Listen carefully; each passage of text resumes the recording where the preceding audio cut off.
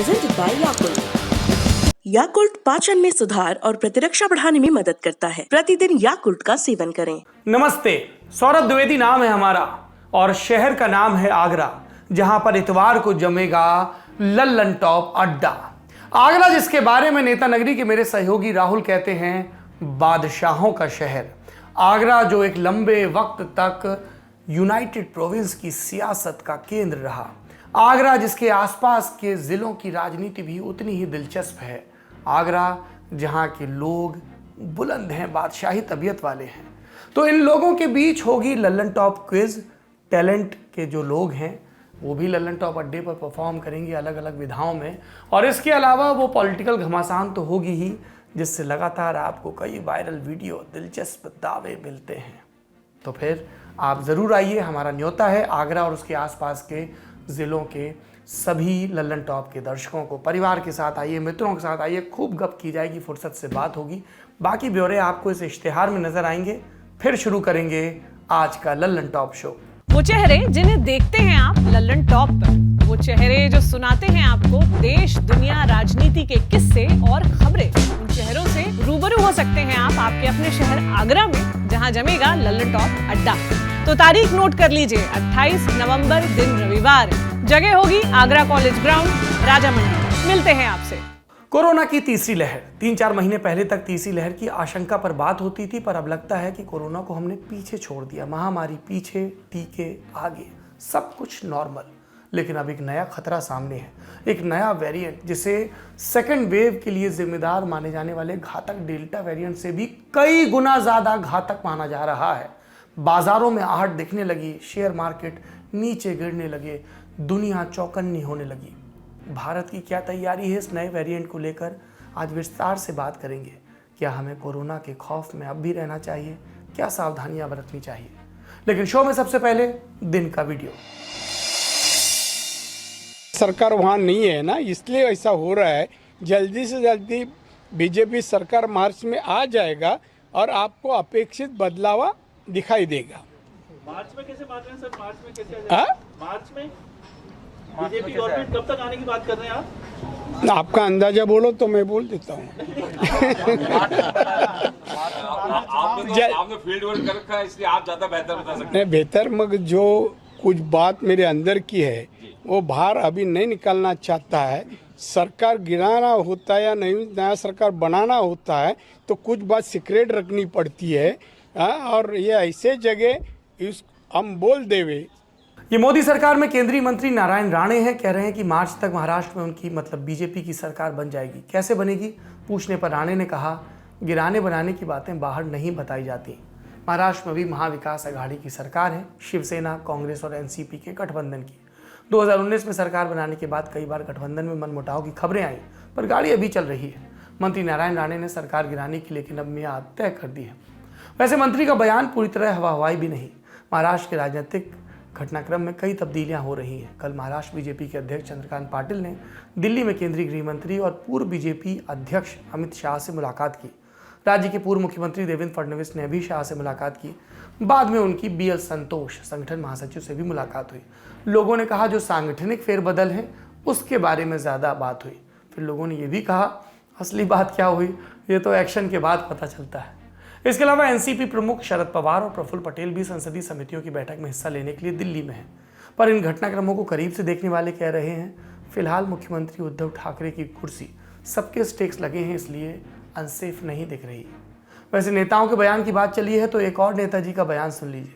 तो मैं थाने एक बताऊं, चुनाव जीतू बसपासू, राज बनू, कांग्रेस में मंत्री बनू, बस अभी कांग्रेस का माइन दरी उठावा को टेम आवे जनाने को भेसा मारो है कांग्रेस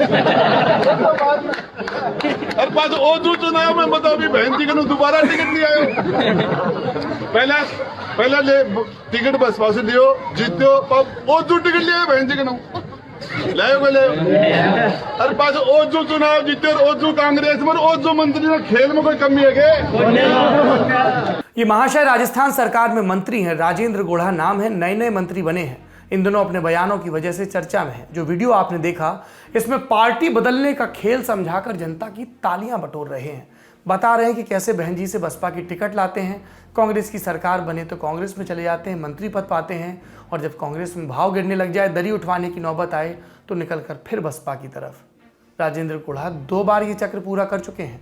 राजस्थान के झुंझुनू जिले की उदयपुर वाटी सीट से विधायक हैं। 2008 में बसपा से चुनाव जीते, कांग्रेस में गए, 2013 में हारे, 18 में टिकट नहीं मिला तो फिर बसपा का टिकट ले आए और चुनाव जीत गए। गुढ़ा समेत राजस्थान में बसपा के सभी 6 विधायक फिर से कांग्रेसी हो गए। मंत्रिमंडल विस्तार हुआ तो सैनिक कल्याण और गृह रक्षा विभाग में राज्य मंत्री बनाया गया। विभाग पसंद नहीं आया तो बगावत पर उतर आए, सरकारी गाड़ी लौटाई, फिर बयानों से जताने लगे कि अपना क्या, अपन तो फिर किसी पार्टी में निकल लेंगे। आपने गौर किया, पब्लिक ताली पीट रही है, पब्लिक ताली ही पीटती रह जाती है और नेता सब ऐसे ही करते रहते हैं। वैसे सुनाने के लिए हमारे पास गुढ़ा के कुछ और भी बयान हैं। कुछ दिन पहले एक सभा में कह रहे थे कि इलाके में हेमा मालिनी के गालों जैसी सड़क होनी चाहिए, फिर खुद को सुधारते हुए बोले हेमा मालिनी तो बूढ़ी हो गई है, कटरीना कैफ के गालों जैसी सड़क होनी चाहिए।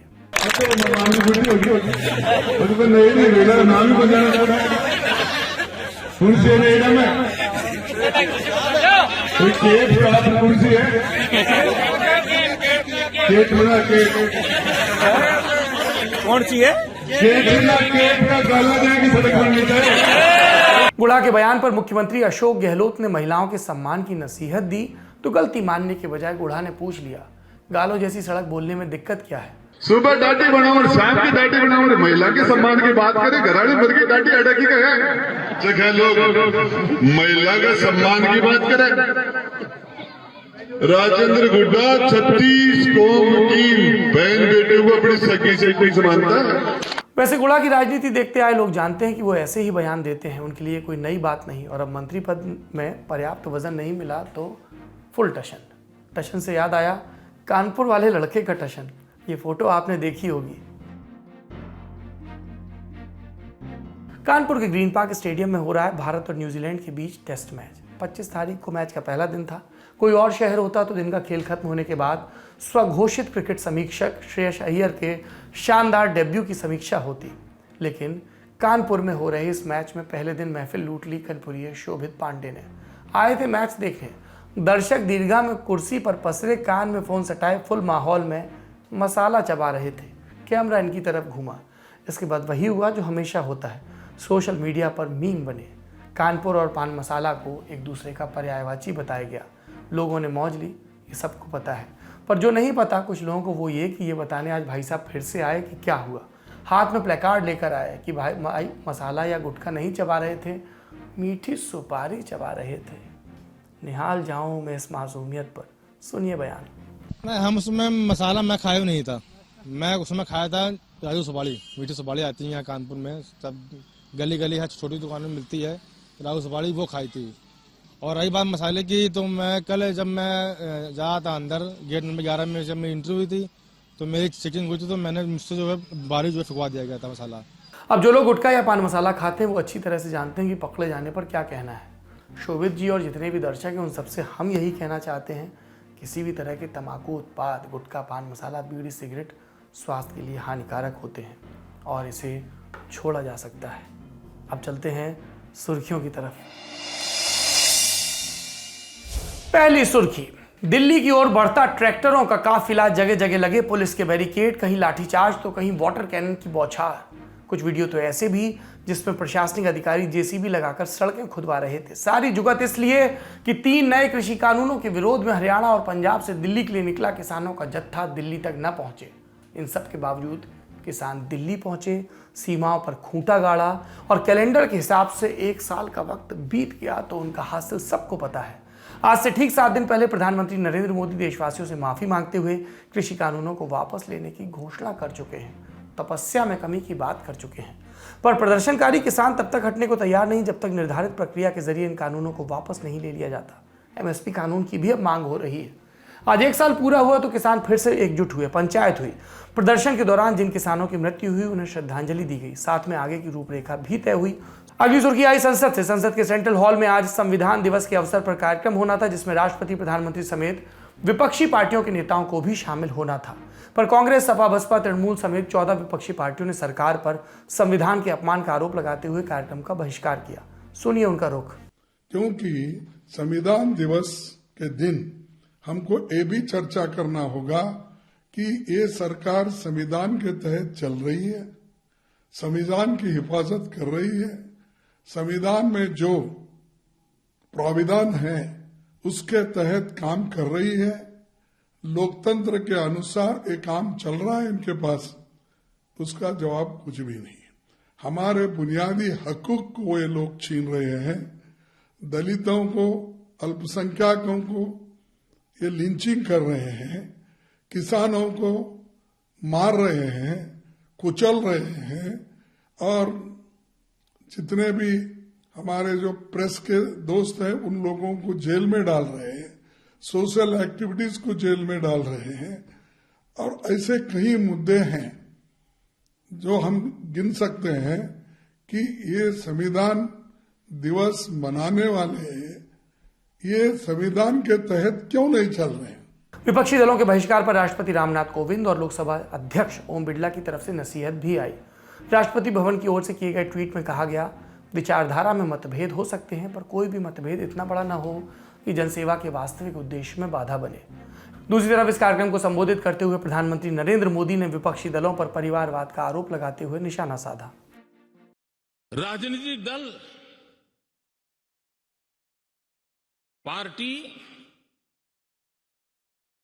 For the family, party by the family,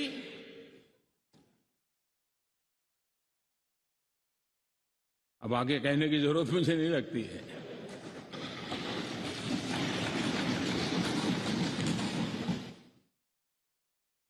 Kashmir से कन्याकुमारी हरी राजनीतिक दलों की तरफ देखिए, ये लोकतंत्र की भावना के खिलाफ है। संविधान हमें जो कहता है उसके विपरीत है। और जब मैं ये कहता हूं कि पारिवारिक पार्टियां, इसका मतलब मैं ये नहीं करता हूं कि एक परिवार में से एक से अधिक लोग राजनीति में ना आए। जी नहीं, योग्यता के आधार पर, जनता के आशीर्वाद से किसी परिवार से एक से अधिक लोग राजनीति में जाएं, इससे पार्टी परिवारवादी नहीं बन जाती है। लेकिन जो पार्टी पीढ़ी दर पीढ़ी एक ही परिवार चलाता रहे, पार्टी की सारी व्यवस्था परिवारों के पास रहे, वो लोकतंत्र, स्वस्थ लोकतंत्र के लिए सबसे बड़ा संकट होता है। ये तो हुई आयोजन की बात। अब संविधान दिवस के बारे में जान लें। 26 नवंबर 1949 को संविधान सभा ने देश के संविधान को अपनाया, जिसके बाद 26 जनवरी 1950 को इसे लागू कर दिया गया। 2015 में नरेंद्र मोदी सरकार ने नागरिकों के बीच संवैधानिक मूल्यों को बढ़ावा देने के उद्देश्य से 26 नवंबर को संविधान दिवस के रूप में मनाने का फैसला किया था। अगली सुर्खी, इसमें बात उनकी जो लौट के घर नहीं आए। आज मुंबई पर हुए आतंकी हमले की 13वीं बरसी है। 26 नवंबर 2008 को हुए इस आतंकी हमले में 137 आम नागरिकों की मौत हुई। हमले को नाकाम करने में जुटे महाराष्ट्र पुलिस, ATS और NSG के कुल 11 लोगों की शहादत हुई। प्रधानमंत्री नरेंद्र मोदी, गृहमंत्री अमित शाह और महाराष्ट्र के मुख्यमंत्री उद्धव ठाकरे समेत कई नेताओं ने आज शहीदों को याद किया, श्रद्धांजलि दी। हम भी श्रद्धांजलि देते हैं। अगली सुर्खी में बात अंतर्राष्ट्रीय उड़ानों पर सरकार के फैसले से जुड़ी है। कोरोना के चलते बंद हुई अंतर्राष्ट्रीय उड़ानें फिर से शुरू होने वाली हैं। गृह मंत्रालय, विदेश मंत्रालय और स्वास्थ्य एवं परिवार कल्याण मंत्रालय, इन्होंने विचार विमर्श के बाद इनसे सरकार ने 15 दिसंबर से दोबारा नियमित अंतर्राष्ट्रीय उड़ानों को शुरू करने का फैसला लिया है। पिछले साल 23 मार्च को देश में नियमित अंतर्राष्ट्रीय उड़ानों को बंद किया गया था। आज सिविल एविएशन मिनिस्ट्री ने यह जानकारी दी। आखिरी सुर्खी में बात पुतिन के भारत दौरे की। रूस के राष्ट्रपति व्लादिमीर पुतिन 6 दिसंबर को भारत दौरे पर आएंगे, इंडो रशिया एनुअल समिट में हिस्सा लेने के लिए। ये थी सुर्खियां। आप चलते हैं दिन की बड़ी खबर की तरफ। जब हम कोरोना की दूसरी लहर से बाहर निकल रहे थे, तब एक्सपर्ट्स तीसरी लहर के लिए चेतावनी देने लगे थे। आशंका जताई जा रही थी कि अगस्त तक भारत में कोरोना की थर्ड वेव आ सकती है। अगस्त पार कर हम दिसंबर की तरफ बढ़ रहे हैं, लेकिन हमने मई के बाद यानी दूसरी लहर के बाद कोरोना के मामलों में गिरावट ही देखी। दूसरी लहर के पीक पर मई में हर रोज करीब 4 लाख केस आ रहे थे और अब पूरे देश में 10,459 नए केस हैं। अब देश में कुल एक्टिव मरीज भी 1,10,000 ही बचे हैं, मतलब ना के बराबर नए केस। दूसरी तरफ टीकाकरण के मोर्चे पर भी अब हम बेहतर कर रहे हैं। 1 अरब 20 करोड़ डोज लगाई जा चुकी हैं। इसका मतलब ये कि देश की एक बड़ी संख्या में वयस्क आबादी को कोरोना की कम से कम 1 डोज लग चुकी है। इसलिए ये मानने के पर्याप्त कारण है कि भारत में कोरोना अब अवसान पर है, लेकिन संक्रमण है, किसी भी रूप में कभी भी फैल सकता है। कोरोना का डर नहीं है, सरकार ने पाबंदियां हटाई हैं, बाजार में आपको बिना मास्क टहलते लोग दिखेंगे। तो क्या हम उस मोड़ पर पहुंच गए हैं कि महामारी पीछे छूट गई, सब कुछ क्या वाकई नॉर्मल हो गया? हालांकि दूसरी लहर शुरू होने से पहले जनवरी फरवरी में भी हमें यही लग रहा था, पर कोरोना का नया वेरिएंट आया, बेहिसाब तबाही मची। तब का वेरिएंट डेल्टा कहलाया। अब एक बार फिर वैसी ही चिंताएं अकादमिक जगत में हेल्थ प्रोफेशनल्स के बीच चेतावनी के स्वर में सुनाई दे रही हैं। कोरोना के एक नए वेरिएंट की जानकारी मिली है, जिसको लेकर दुनिया भर में हड़कंप है। देश नए सिरे से दरवाजे बंद करने में लगे हैं। ये नया वेरिएंट क्या है, दुनिया में इस पर इतनी चिंता क्यों है, भारत कैसी तैयारी कर रहा है, इस पर बात करते हैं। इस वेरिएंट का नाम B.1.1.52 नाम 529, वैसे ये वैज्ञानिक नाम है। वर्ल्ड हेल्थ ऑर्गेनाइजेशन यानी WHO वाले इसका निकनेम भी जारी करेंगे, जैसे बीटा और डेल्टा। बीटा डेल्टा जैसे नाम थे पहले के वेरिएंट्स के। WHO ने इस वेरिएंट पर आज इमरजेंसी बैठक बुलाई थी। बैठक में क्या तय हुआ, इसकी जानकारी जब आएगी तो आपको बताई जाएगी। इस वेरिएंट की पहचान सबसे पहले बोत्सवाना नाम के देश में हुई थी। हो सकता है बोत्सवाना का नाम आपने आज ही सुना हो, मुमकिन है। अफ्रीका के दक्षिणी हिस्से में पड़ने वाला देश है, दक्षिण अफ्रीका का पड़ोसी है। तो बोत्सवाना में शुरुआती मामले पकड़ में आए, लेकिन सबसे ज़्यादा केस इस वेरिएंट के मिल रहे हैं दक्षिण अफ्रीका में। इसके खौफ्टेंग प्रांत में ये वेरिएंट खूब फैल रहा है। यहाँ 12 से 20 नवंबर के बीच 77 सैंपल जांच के लिए गए और जीनोम सीक्वेंसिंग से पता चला कि सभी 77 मामलों में यही एक वेरिएंट था। खौफ्टेंग के अलावा दक्षिण अफ्रीका की राजधानी जोहानिसबर्ग में भी ये वेरिएंट फैलने की आशंका है। और अब अफ्रीका में हालत ये है कि वो दुनिया से मदद मांगने लगा है, कह रहा है कि हमें अकेला मत छोड़ो, मदद करो। दक्षिण अफ्रीका में centre for epidemic response and innovation नाम का संस्थान है, जो इस वेरिएंट को समझने में लगा है। इस संस्थान के डायरेक्टर हैं तुलियो दे ओलिवेइरा। उनका बयान आया है, कहा है कि वेरिएंट बहुत तेज़ी से फैल रहा है। 2 हफ्ते में इतना फैल गया कि ज़्यादातर मरीज इस वेरिएंट से संक्रमित हैं। खौफ्टेंग प्रांत में भी अब लगभग 90% मरीज इसी वेरिएंट से संक्रमित हैं। हर दिन 1000 मरीज आ रहे हैं। और आगे उन्होंने कहा, हमें बचा लो, हम बचेंगे तभी दुनिया बचेगी। इस वेरिएंट के बारे में अभी ज़्यादा जानकारी वैज्ञानिकों के पास नहीं है, रिसर्च चल रही है, समझने में वक्त लगेगा। पर जितनी बातें पता चली हैं उसके बाद से दक्षिण अफ्रीका के साइंटिस्ट ऐलान करने में लग गए हैं कि मामला बहुत खतरनाक है। इस बार डेल्टा वेरिएंट से भी कई गुना ज़्यादा खतरनाक। अब डेल्टा वेरिएंट कौन सा था जिसकी वजह से भारत समेत पूरी दुनिया में कोरोना की दूसरी लहर आई थी? तो डर ये है कि कहीं ये दक्षिण अफ्रीका वाला वेरिएंट हमें कोरोना की तीसरी लहर में ना पहुंचा दे। इसको खतरनाक क्यों कहा जा रहा है ये भी समझ लीजिए। साउथ अफ्रीका के साइंटिस्ट कह रहे हैं कि इसके कुल 50 म्यूटेशन हैं। वायरस की जिस स्पाइक प्रोटीन को टारगेट करने के लिए वैक्सीन तैयार की जाती है, उस स्पाइक प्रोटीन में ये वेरिएंट 30 तरह के बदलाव कर लेता है। जिस अवस्था में मानव शरीर को संक्रमित करता है उसके भी 10 म्यूटेशन हैं। डेल्टा वेरिएंट के सिर्फ 2 म्यूटेशन थे। अब आप अंदाज़ा लगा लीजिए। इसका मतलब ये कि ये वेरिएंट एंटीबॉडीज़ वाले सुरक्षा घेरे को आसानी से बाईपास कर सकता है। अगर ऐसा होता है तो फिर वैक्सीन लगाने का असर कितना प्रभावी रहेगा, ये जांच का विषय है। साउथ अफ्रीका के साइंटिस्ट तुलियो दे ओलिवेइरा के मुताबिक वो चीन के वुहान में जो शुरुआती वायरस मिला था उससे बहुत भिन्नताएं पा चुके हैं इस वेरिएंट में। इसलिए संभव है कि इसके खिलाफ वैक्सीन उतनी असरदार ना हो, क्योंकि हमने जो वैक्सीन तैयार की थी वो शुरुआती वेरिएंट्स को ध्यान में रखकर बनाई गई थी। इस नए बवाल का अनुमान नहीं था। वैसे अनुमान था भी कुछ लोगों को।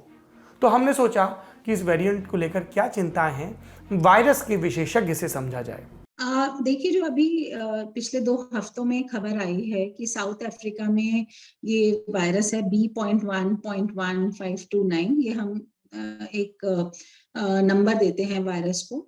ये एक आरएनए वायरस है, हमें सबको पता है, कोरोना वायरस, और ये बहुत ज्यादा म्यूटेट करता है क्योंकि आरएनए वायरस में प्रूफ रीडिंग कैपेसिटी नहीं होती, मतलब वो अपने आप को चेक नहीं कर सकता। जब वो रेप्लिकेट करता है तो वो म्यूटेशंस पैदा करता है और इनको हम नंबर के हिसाब से देते हैं।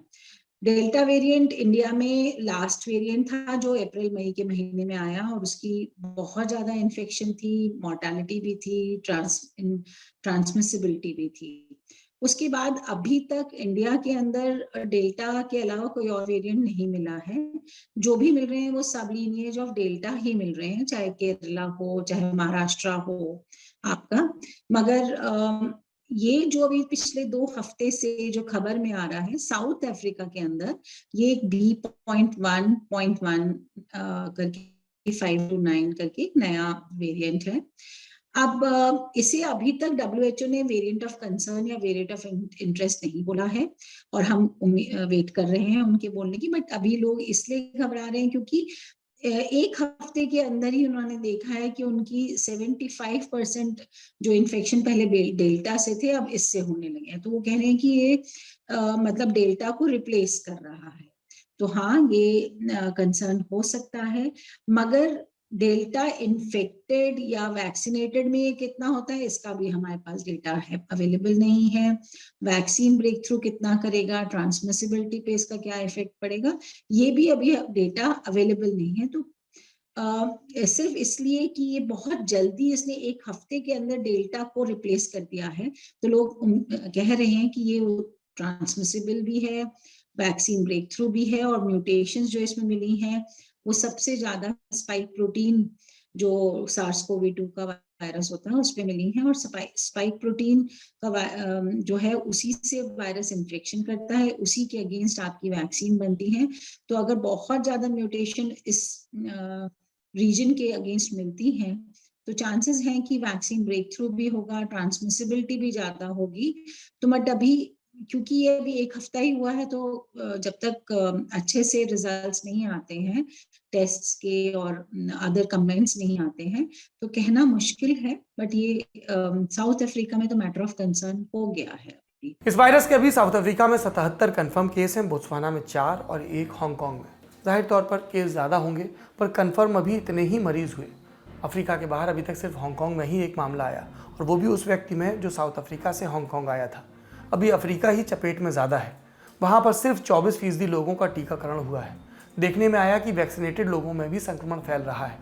वहाँ की स्थिति को देखते हुए अफ्रीका वालों के लिए दुनिया ने अपने दरवाजे बंद करने भी शुरू कर दिए हैं। ब्रिटेन ने साउथ अफ्रीका और इसके आसपास के 5 देशों से आने वाली फ्लाइट्स पर प्रतिबंध लगा दिया है।